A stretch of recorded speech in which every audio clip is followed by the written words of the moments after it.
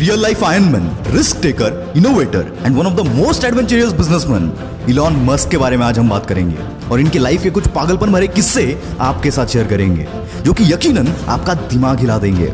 बस आखिरी लाइन तक सुनना, एक भी सेकंड आपका वेस्ट नहीं जाएगा। So let's start with the journey of world famous business personality Elon Musk. किसी भी नॉर्मल इंसान को कंप्यूटर प्रोग्रामिंग सीखने के लिए 6 महीने लगते हैं, पर इस बंदे में बचपन से ही कुछ खास बात थी।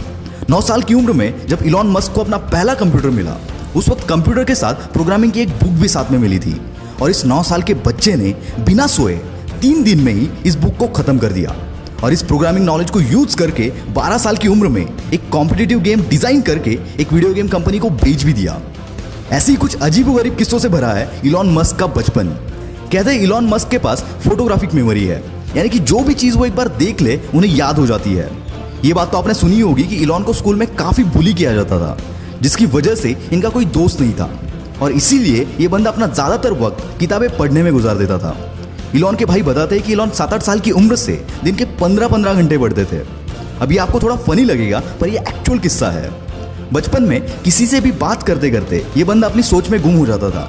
इसकी वजह से शुरुआत में इनके पेरेंट्स को लगा कि इलॉन ठीक से सुन नहीं पा रहे और इसीलिए इनके कान का ऑपरेशन भी करवाया गया, पर ऑपरेशन के बाद भी कुछ फर्क नहीं पड़ा और फिर उनको पता चला कि इनका फोकस लेवल इतना ज्यादा है कि अगर ये कुछ सोच रहे होते हैं तो उन्हें आसपास की आवाजें तक सुनाई नहीं देती। वैसे तो इलॉन बचपन से ही इनोवेटिव होने के साथ साथ बिजनेस माइंडेड भी थे, वरना कौन सा 12 साल का बच्चा खुद का प्रोडक्ट बनाकर कंपनीज को बेचने की सोचता है।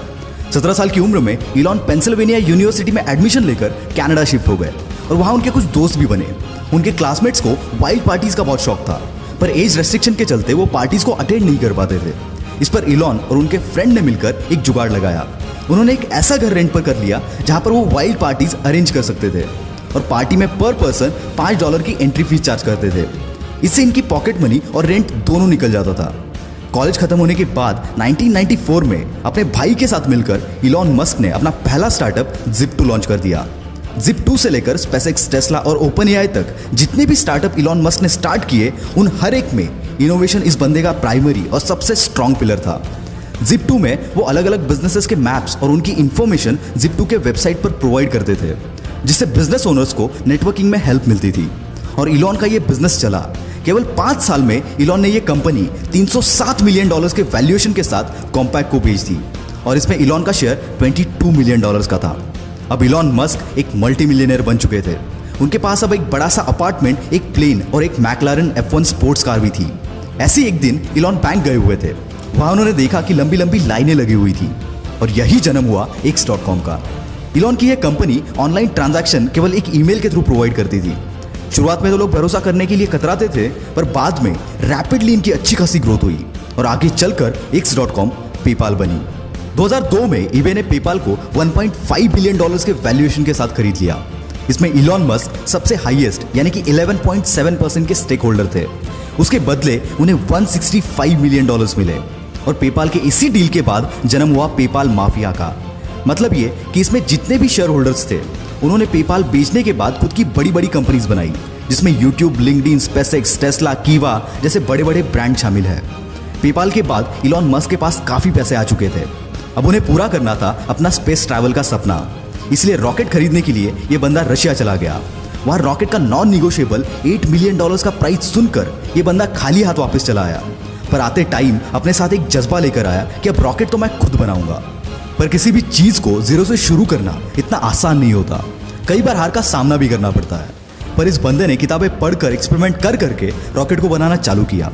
साथ ही इलेक्ट्रिक कार बनाने वाली कंपनी टेस्ला में भी इन्वेस्ट किया, पर इतनी कोशिशों के बावजूद नाकामयाबी बंदे का पीछा छोड़ने को तैयार नहीं थी।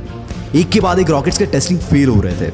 यहाँ टेस्ला भी फंडिंग ना मिलने की वजह से डूबने के कगार पर थी। एक समय तो ऐसा भी आया जब इस बंदे के पास आखिरी $40 मिलियन बचे थे और दोनों भी कंपनीज डूबने की कगार पर थी। इनके सामने 2 ऑप्शन थे, SpaceX में सारा पैसा लगाकर टेस्ला को डूबने दो या फिर दोनों में आधा आधा पैसा लगाकर दोनों को डूबने दो। और ऐसी सिचुएशन में इस बंदे ने दूसरा रास्ता चुना और फॉर्चुनेटली इनका चौथा रॉकेट चल पड़ा और साथ ही साथ इनकी किस्मत भी। SpaceX की कामयाबी देखकर नासा ने इनको $1.5 बिलियन का कॉन्ट्रैक्ट दिया, जिसने इनकी डूबती नैया पार करा दी। SpaceX और टेस्ला के साथ साथ इलॉन मस्क की कई सारी कंपनीज हैं जो कि इनोवेटिव कंपनीज हैं। जिसमें द बोरिंग कंपनी जो कि ट्रैफिक कम करने के लिए कई सारी जगहों पर वर्ल्ड क्लास टनल बना रही है। हाइपरलूप 1 जो कि एक नए तरीके का ग्राउंड ट्रांसपोर्ट है, जिसके जरिए हम 700 माइल्स का डिस्टेंस 1 घंटे में कवर कर सकते हैं। न्यूरालिंक जो कि एक अपाहिज इंसानों के लिए ब्रेन मशीन तैयार कर रही है, इसके चलते वो नॉर्मल इंसानों जैसे सारी चीजें कर पाएंगे। ओपन एआई ये कंपनी आर्टिफिशियल इंटेलिजेंस पर रिसर्च कर रही है। साथ ही इलॉन मस्क स्टारलिंक नाम के एक प्रोजेक्ट पर काम कर रहे हैं, जिसके चलते वो 12,000 सैटेलाइट स्पेस में भेजेंगे, जो कि अर्थ की ऑर्बिट में एक स्टार जैसी चेन बनाएंगे। और इसी स्टारलिंक के जरिए पूरी दुनिया में हर जगह इंटरनेट प्रोवाइड किया जाएगा। दोस्तों, जहां पर किसी भी नॉर्मल बंदे की सोच खत्म हो जाती है, वहां इस बंदे की सोच शुरू होती है। और यही बात इन्हें इलॉन मस्क से द इलॉन मस्क बनाती है। दोस्तों, बिग शॉट की अगली स्टोरी आप किस पर देखना चाहते हो, कमेंट में जरूर बताना। वीडियो में दम हो तो सब्सक्राइब करो और वीडियो को फैला दो यार। This is will power star signing off for the day. Bye bye.